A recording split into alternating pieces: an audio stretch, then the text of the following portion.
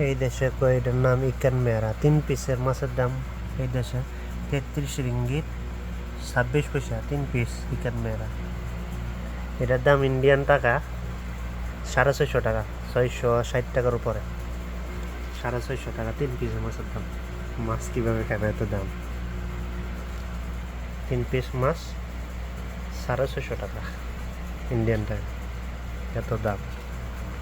আজকে রান্না কোনো ওখানে 3 পিস মাছের দাম 650 টাকা।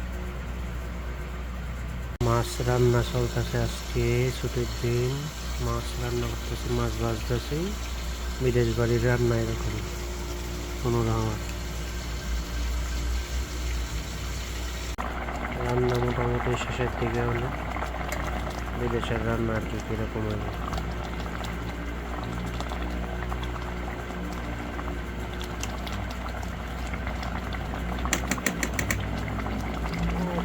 একটু করে উঠে যাবো, বন্ধ করে